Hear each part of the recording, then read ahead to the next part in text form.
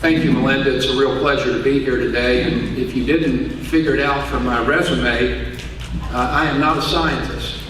I'm a lawyer and a has-been politician. And the truth is, I wouldn't have graduated from high school if I hadn't cheated my way through chemistry. And here I am as the Chief Operating Officer of one of the premier citrus research funding organizations in the country. And the irony of that is not lost on me nearly every day. I flew into Fresno yesterday, and as I was driving down here, I saw a number of signs on the interstate that said, "Today is National Clean Air Day." You can't do anything about the fires, obviously, and the air has certainly been cleaner. But I like to think that today might perhaps be National Clear the Air Day. And what I mean by that is something came up last night during our conversation over dinner about this rivalry between Florida and California. And so let me clear the air. As far as I'm concerned, there is no rivalry, certainly not as it relates to dealing with HLB. We have a common enemy, and it is Yongbang. And if there is anything that we can do from Florida that helps you not have to be burdened with this dreaded disease, we will be there to help you in any way we can.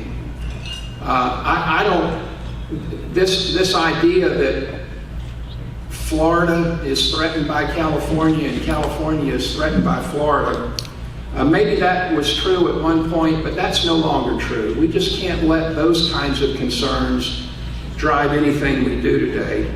In fact, one of my purposes for being here is to talk about ways that CRB and CRDF can perhaps work together.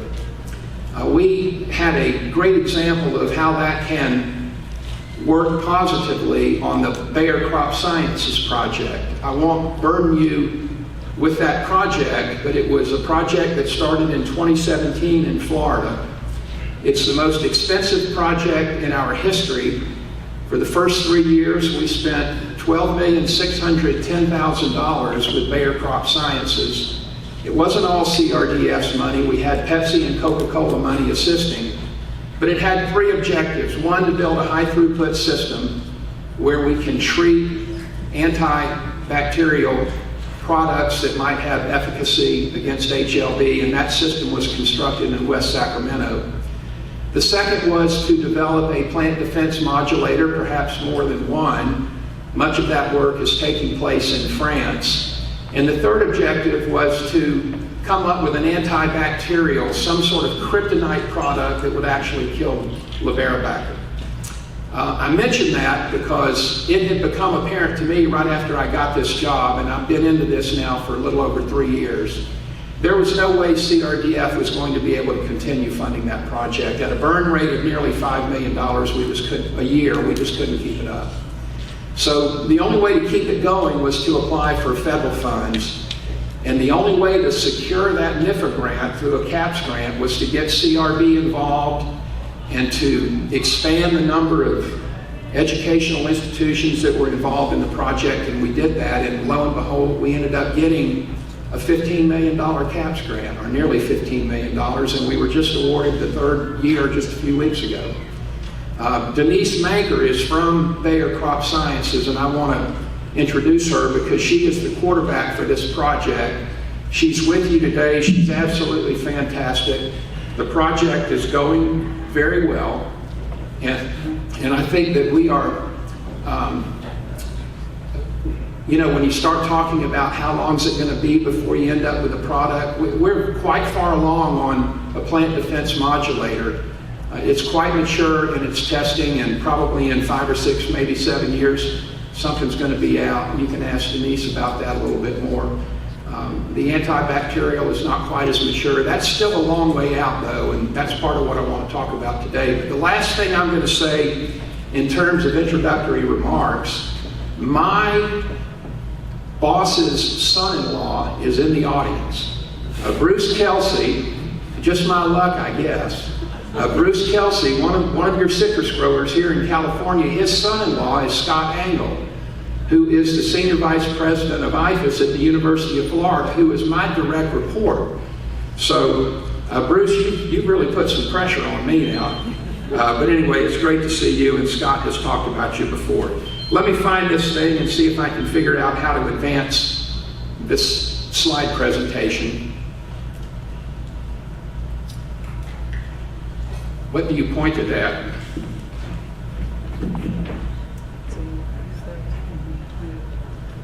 Okay.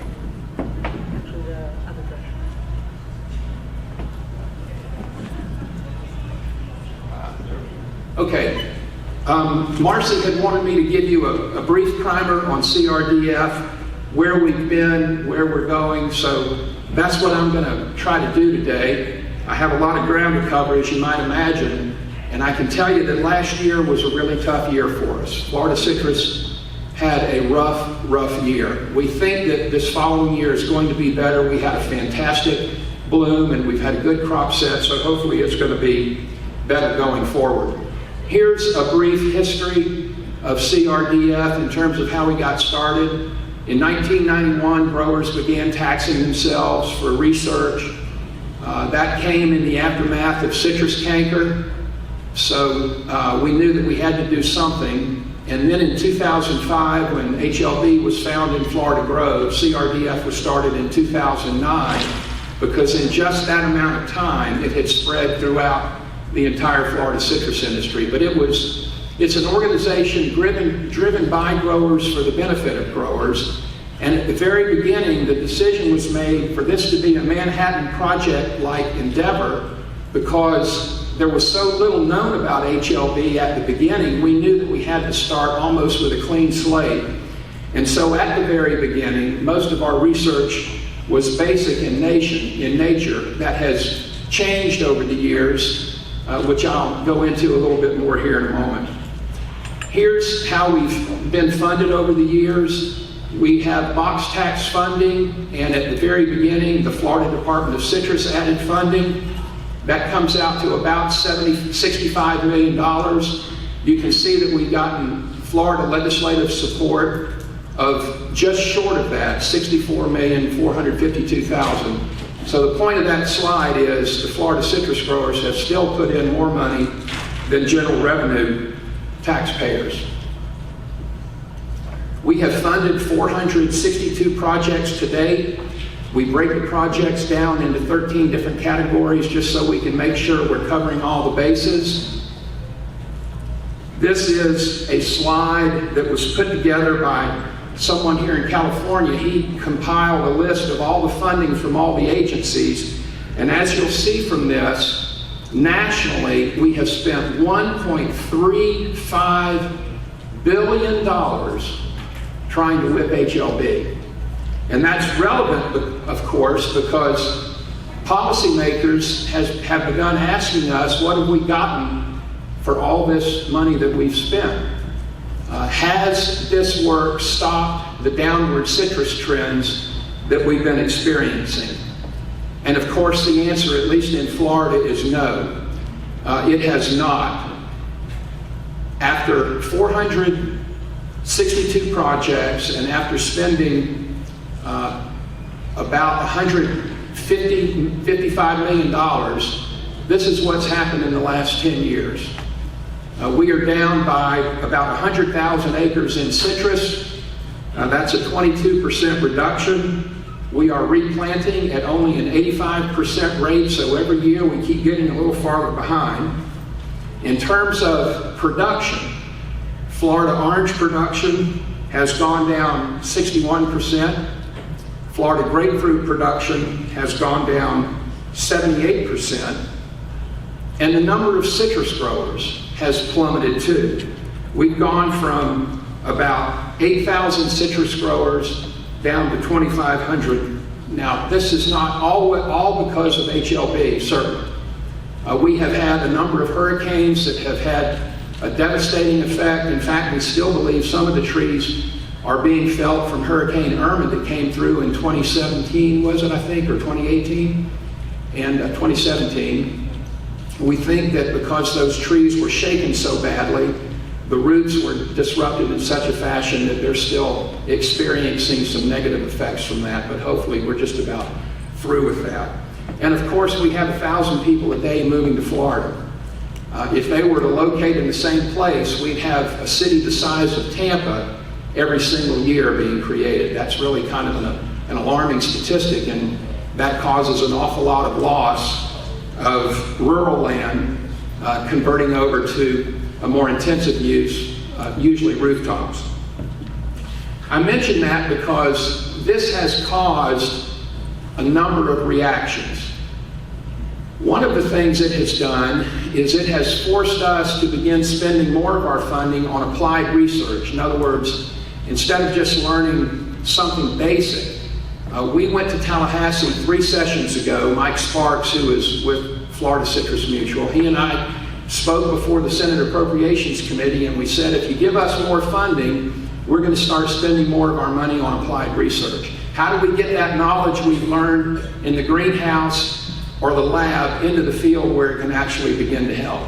And in some ways, I feel like we oversold that concept, because one of the things that resulted from it was the CRAFT program. That's an acronym for Citrus Research and Field Trial Program. The thought was that we would get Florida citrus growers to come to a committee to make a suggestion about how they wanted to treat their citrus and to try to control HLB in the best possible way.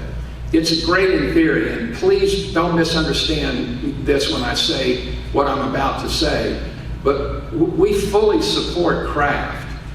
It becomes a subsidy for growers to be able to plant citrus, and they've needed some subsidy, frankly, and in exchange for that, they gather data on how these treatment therapies work, and that hopefully in theory is going to become something that benefits the industry as a whole.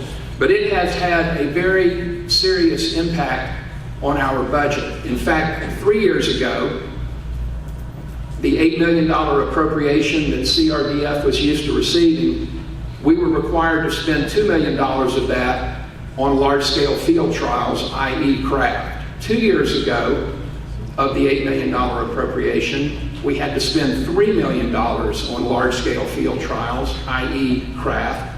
And last session, we had to spend $5 million of the $8 million appropriation on large-scale field trials, i.e. CRAFT. So in the last 3 years, we've received $10 million fewer dollars than I think we would have received but for CRAFT.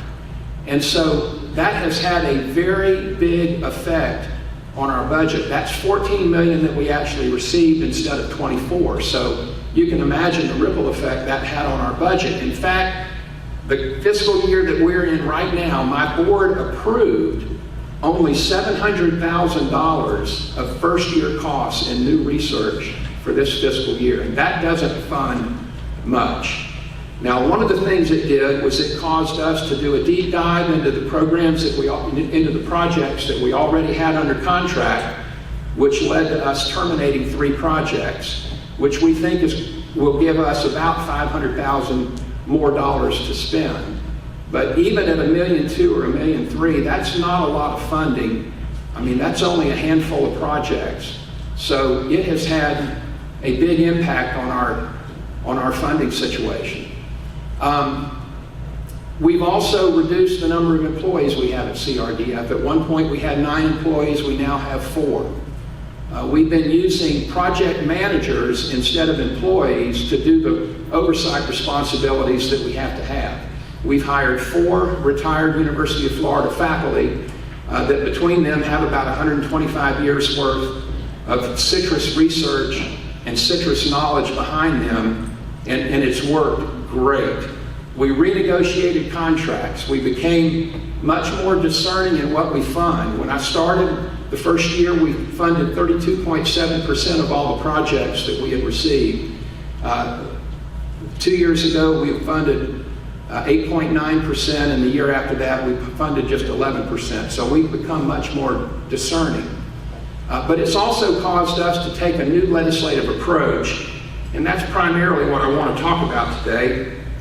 And one of the things that we have done, and it's going to begin to manifest itself very clearly under this new legislative approach, is we are going to be doing much more directed research. That's what we call it.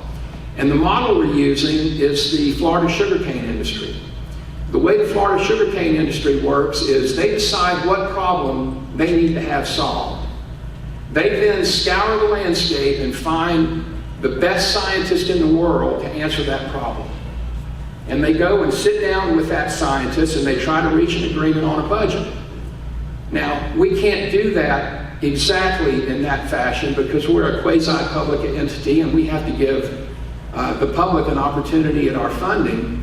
But through an off-cycle project kind of approach where we're going to identify the issue and then we're going to invite certain scientists that have expertise in that area to give us a proposal, we think that's going to become less costly but also more effective. But anyway, to the legislative approach that we've taken, one of the things we were told by Florida Citrus Mutual, and frankly I've sensed it too, is that instead of going to Tallahassee and asking for a big lump sum of money, we need to give legislators more specificity about what we're going to spend money on. And so we really spent a lot of time on this. When I say we, I mean me and my project managers. And we came up with a document that we're calling A Pathway to a Sustainable Florida Citrus Industry. It started off as a pathway to a cure. And when I took it to my board 2 weeks ago, they got a little bit nervous about that word cure because that means different things to different people. I can tell you that the way I define it is when we can make HLB either eradicated or we can make it functionally irrelevant. That's why I took this job, and I think that it's doable. But those are our goals. We're going to eradicate HLB, which means causing it to disappear with only occasional occurrences or outbreaks, much like smallpox or measles in humans, or we're going to make it functionally irrelevant, where it's still with us, but we manage it like other pathogens and growers can still stay profitable, even in the face of that. We're going to do this in two ways. One, we've got a specified scope of work that we're calling bridge work that get us from here to the point where we've either eradicated it or made it functionally irrelevant. And our goal is to increase our yield by 50% between now and whenever we get to the long-term fix. And I think we can do it. And here's how we're going to try to do it. First of all, we think peptides are going to play a big part of this solution. And I want to talk about 3 companies that are involved in peptides that we are working with. One is Environmental Enzymes. Environmental Enzymes came to us 4 years ago. It's a Midwestern company, and they said, we think we have a peptide product that will work on HLB. Well, needless to say, we've heard that a lot over the years, and we said, well, get some field trial data and come back to see us. Well, they did. They came back 1.5 years later, and it was pretty darn impressive what was happening with this peptide. So we then got them with a number of other grower cooperators. Long story short, they now have more than 40 field trials in Florida. And what they are showing is an increase in yield of 20%. Drop is down 39%. I assume you know what drop is. And between 82 and 87% of all growers that have used this product have had a positive outcome. We're helping in a number of ways. They have already submitted their Section 3 to the EPA. They submitted that the day before Thanksgiving this year. So the law gives the EPA 18 months to make its decision. So it's set to be out in June of 2022 if all goes well. Now, once the pricing of this product is determined, and once we've concluded that it is in fact affordable to growers, the Florida citrus industry is going to put a full court press on in Washington to try to get this approved earlier because it needs to be applied in the spring flush. The beauty of this product is it can be sprayed once a year or it can be injected every other year. We're also funding additional research to see if this product works on Phytophthora, canker, black spot, and blight. We have every reason to believe it will. So this is a product that is going to help us in the short run.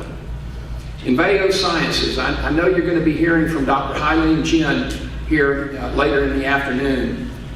Last June, whenever it was, and the news broke about her fingerline peptide, I called Dr. Jin and I said, what can Crdf do to help you determine whether this does in fact work as well as advertised? Because if it does, maybe we have the silver bullet we're looking for. Because remember those early reports, you could spray it, it was a plant defense modulator kind of thing where it would switch on the plant's natural defenses, it killed Liberibacter, and it would stand up to the Florida sun. Those four things is kind of that's the holy grail. That's the kind of product we're looking for.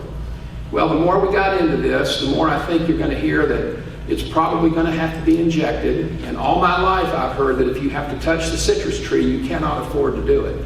I'm going to address that in a minute because I think we have that cat skin too. So we met with Enveo many times.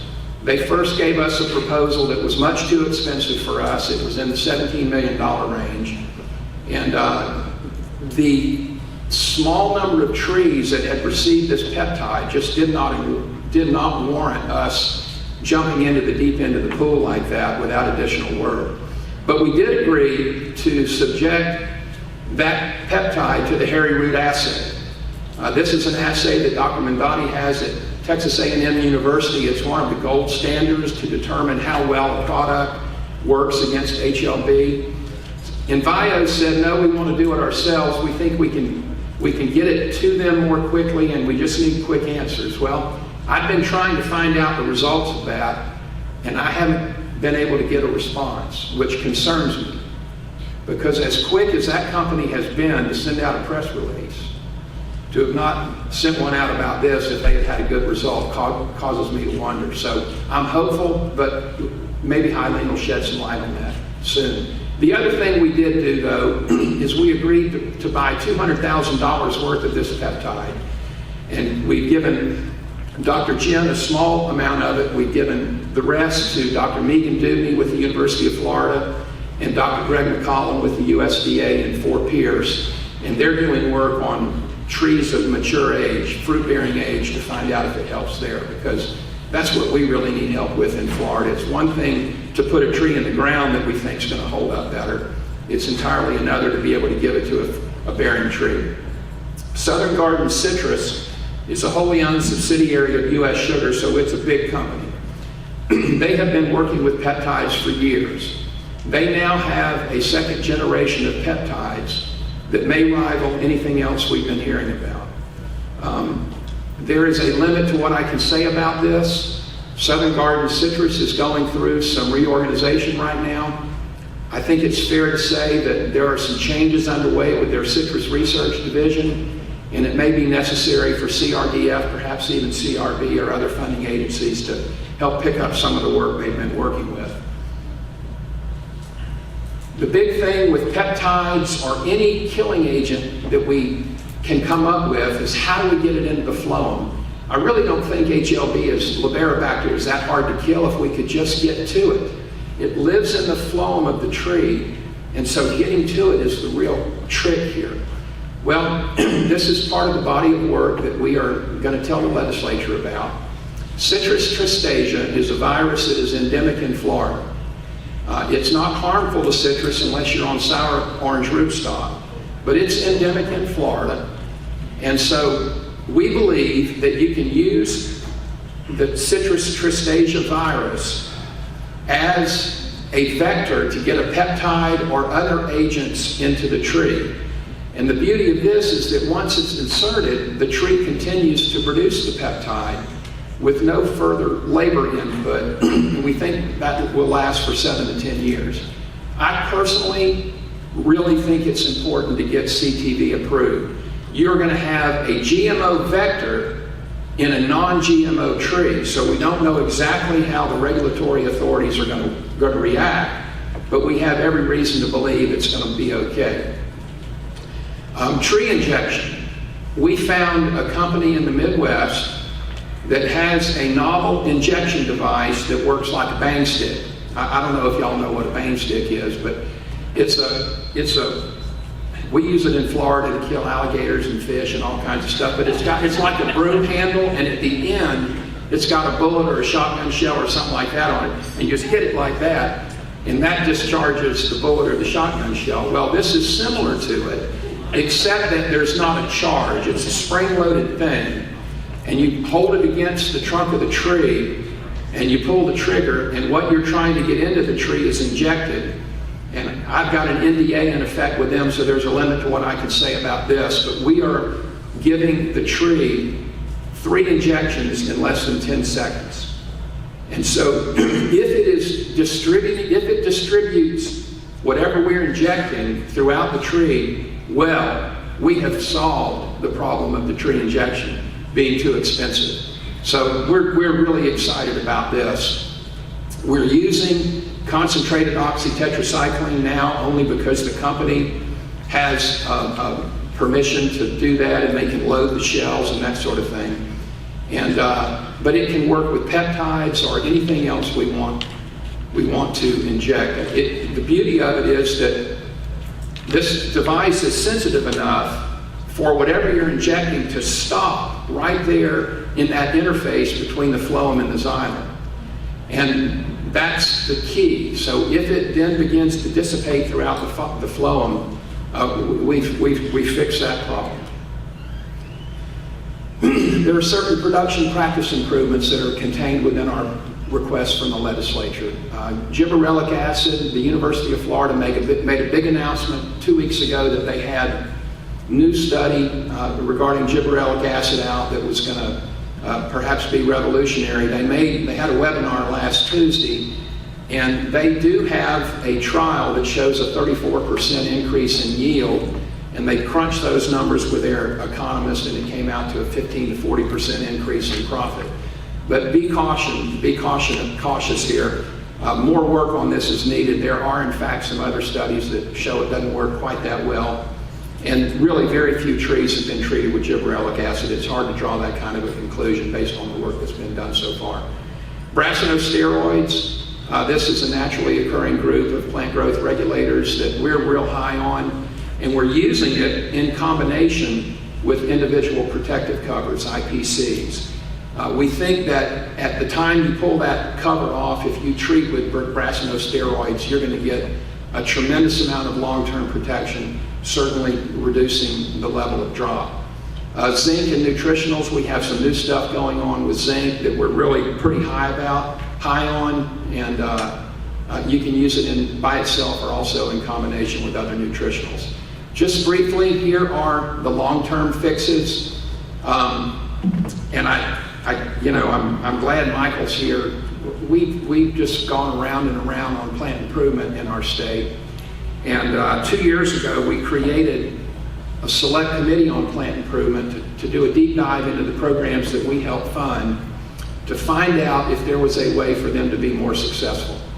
One of the things that we determined was that there wasn't sufficient scientific rigor in stages 1 and 2 of the plant breeding pipeline occurring. It was almost like the breeders would see some new shiny object and walk away from what they were working on, and they just wouldn't set up replicated trials and really give us data that could help answer the question about whether what they were doing actually worked. So we identified that as a need. And also in stage 3, there was not nearly enough rigor going on with stage 3 evaluations. So here's how we are addressing what we perceive to be deficiencies. And by the way, these breeders are my friends. They've been as prolific as any in the history of American agriculture. This is not personal, but we just have to do these couple of things better than we've been doing in the past. So CRDF is now going to be doing all stage 3 trials. That's the way it's done in other crops where you have a neutral third party that does those last stage evaluations. We designed a new trial design and spec sheet for all stages of the plant breeding pipeline. It does not conflict with the Denver protocol. I won't bore you with what that was, but the breeders got together a couple of years ago and came up with a way to try to standardize and bring more uniformity into how we were doing plant breeding. We found a couple of things in the breeding protocol that we added to ours, but frankly, ours is a lot easier to understand than that Denver protocol. That's too wordy, it's too technical, and it's full of nice to have requirements. There's need to know and there's nice to know. And we're putting the emphasis on the need to know. We need to know how much darn fruit it produces, what its quality is. It's less important for us to know the diameter of the tree trunk and some of this other stuff that is just very expensive and stuff that we don't really need to be doing, that just makes it all much more wieldy than it needs to be. And finally, we are going to create a review panel of plant breeding scientists from across the country to help us figure out where we should spend what is becoming a diminishing amount of money. This day and age of throwing these really large sums to the plant breeding teams, I think that's a thing of the past. We are going to have to be much more specific about what we find. And we need some help in making that decision. Other than we know we need a round orange, and an early season orange and a grapefruit, it gets hard for us as lay people to know what we need to be asking our breeders to do. So we're going to bring in some outside help to help us figure that out. Transgenic citrus, I'm glad you had a presentation on that earlier. We've already developed a genetically modified Duncan grapefruit. Crdf had the legal right to become the exclusive licensee for that in Florida. We determined that there wasn't really a market for Duncan grapefruit right now, especially a GMO, and take on all the costs that would be involved in getting that approved. So we passed on that, but the same technology that created that is working on some cultivars that we think are going to be much more marketable. You had a presentation on CRISPR. There are 2 breakthroughs needed, and again, this is all part of this body of work that we're taking to the legislature. We're going to help fund.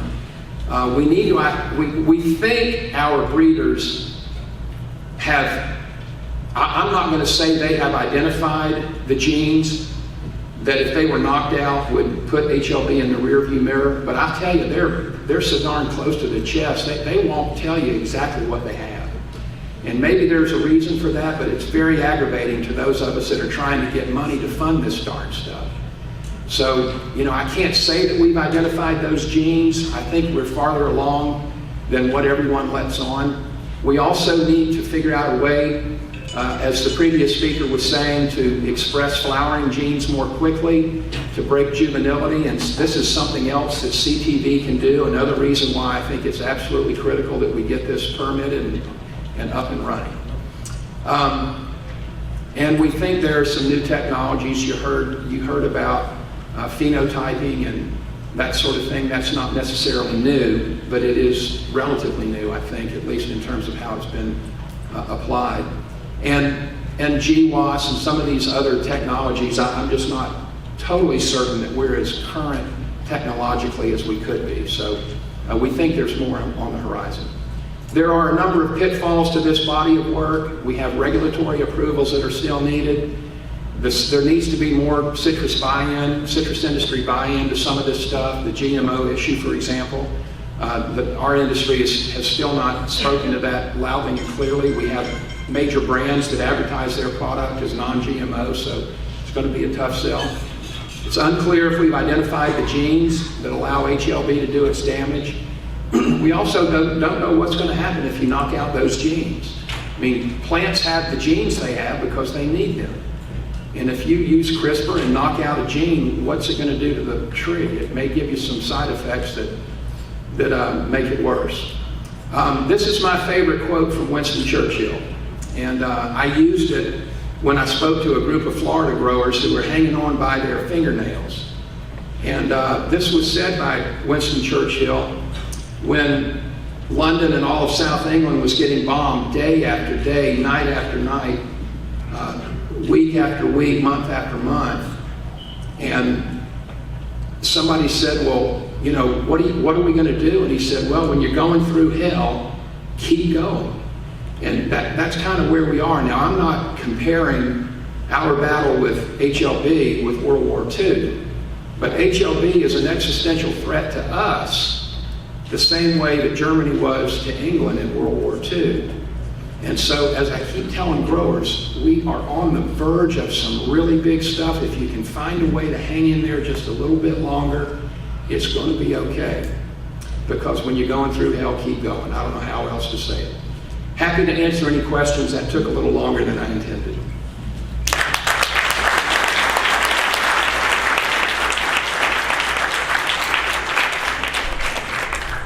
You came a long way. We appreciate you coming out all the way out here for the presentation. I think this was really helpful and informative for the growers. If there's anyone out there who has questions, we'd be glad to.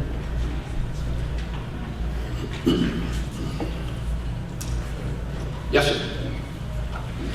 So, say you develop a transgenic variety and, say you generate a transgenic variety for growers in Florida, how would the buy-in structure be? Because you're probably looking at a few $100 million in regulation fees to actually bring it to market. Yeah, it may be that much. I don't know. And nobody's going to pay that amount of money until they know the industry is going to accept it. But if they are going to accept it, and if in fact it is going to work, I think there are partners out there that would be willing to make that kind of investment. I'm not sure it's going to be quite that much, but it could be. But it certainly costs a lot of money to get something registered. There's no question about that. So that's why our industry has to wrestle with some of these questions and make some hard calls. And if they make them certain ways, then I think there are going to be some private sector partners that are willing to step up and help out. Question in the back.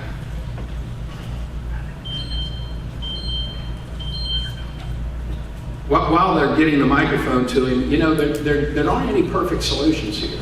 I mean, there's going to be a little bit of sour that's going to try to overcome any of the sweet that we can come up with. So it's not going to be perfect, and everybody's going to have to kind of probably choke a little something down they don't want to if we're going to get this done. Yes, sir, I didn't mean to ramble. No, that's okay, Rick. Thank you so much again for coming out here to California. Having spent 4 years in Lavelle recently, I came back to California. And, so my question for you is, how is the balance between market absorption of orange juice produced in Florida internationally working against your level of production? And are you in balance, or is there more demand than you can produce, or are you right in that sweet spot? That's a good question. After the hurricane came through in 2017, when Hurricane Irma came through, it really hurt the Florida supply. And that caused the processors to bring in a lot more foreign juice than they otherwise would have. In theory, now that things have begun to balance out a little bit better on supply, the need for that foreign juice is not nearly as great. But keep in mind, our estimate this past year was only 52 million boxes. And while we are selling that amount of juice, I mean, the pandemic has caused a real spike in consumption by the consumer. I mentioned earlier that we have a 50% goal in increased production. If that were to happen right now, I'm not so sure the market could absorb it. But to the extent we have to bring in foreign juice, I think that's a pretty sorry policy myself, if you've got domestic suppliers here with the goods. But that's a good question. I mean, how much do you need? You know, we've got to drive consumption up to where it begins to approximate what it used to be, and that's a real challenge. Yes. as a Californian and somebody who's not familiar with the Florida citrus industry, can you speak to the prevalence of HLB and like the average citrus grow in Florida? And you were mentioning some of the peptides as products to increase production, but do they address trees that are symptomatic? I mean, what is Florida policy? Are you removing trees that have symptoms of HLB, or is it too far beyond that? Can you speak to It's some of beyond that. The industry, HLB is considered endemic. We assume that every citrus tree of fruit-bearing age is infected. The real rate is probably about 85%. There are many growers that have quit spraying for psyllids. They do some oil spraying still, but they don't like the idea of killing all those beneficials because there's a lot that'll eat those psyllids. And psyllid counts fluctuate, and for the most part, they've been lower lately. And I don't know if that's a symptom of there being more beneficials with fewer growers spraying and that sort of thing, but yes, we assume that every fruit tree of bearing age, every citrus tree in fruit-bearing age has HLB. I mean, it's everywhere. We gave up on eradication or control a long time ago, based on what we had at that point in time. So I think we have one question from someone online. Okay. A second. Eileen, do you have a chance? Yes. Hi, Rick. Excellent talk. It's great to hear the whole overview on all the hormone being controlled all over. So it's great. So I just wondering, you said that there are 3 different types of peptides you are working on. So what's the first type of peptide which the environmental scientists are working on? Can I ask that question? Second question is, how is the situation of using antibiotics in the field? Well, I think I understood the question, Eileen. Are you asking what kind of peptide it is that is the environmental enzymes peptide? Yeah. I don't know, but I can tell you it's not nearly as expensive as some. And they believe they will have no problem ramping up production to a level necessary to satisfy the market. What was the second question? So what's the situation now using the antibiotic spray to control hormone being in Florida? I'm not sure I understood everything you were asking. Was the question, what is the opposition to antibiotic spraying in Florida? No, like the output, like the spray control the disease, help the production of citrus? Yes, okay, and I'm sorry, I had a hard time understanding. I've pulled a shotgun trigger too many times in my life. As you know, in Florida, it is legal to spray oxytetracycline and streptomycin. That happened in 2017. It's still allowed. They got a Section 3, at least for oxy, through the year 2025. There are not many growers that I'm aware of that are using either of those products for HLB, but there is some efficacy of streptomycin against canker. And so there are a fair number of growers in Florida that are spraying streptomycin to control canker. But the use of those bactericides to control HLB has dropped. You know, that's the beauty of an injection system that could work. You know, it's the difference between smearing whatever kind of shot you might give on the side of your arm versus actually getting an injection where it's put into your body. And when you spray, you're hitting all sorts of non-target species. There just are a lot of problems with that you wouldn't have if you could inject. Now, the problem is the residuals that are going to be left with whatever you inject. And I know that from a marketing standpoint, those that are tasked with selling orange juice, they fear that maybe more than anything is all of a sudden, you know, oxytetracycline showing up in orange juice or something like that. That is a possibility, but the residual studies that we have show that if you were to apply it right after you pick your fruit, then by the time the next harvest comes along, you're not going to have a problem with residuals. The problem is people are going to use it off-label, and then all of a sudden it might be something that hurts the entire industry. And that may turn out to be the prevailing opinion from a public policy standpoint. That, in my view, that would be unfortunate, because I think that if we could get oxytetracycline into trees, it would give you some control that beats just about anything else out there. And you know, when we get sick, we take medicine. We've got sick trees and they need some medicine.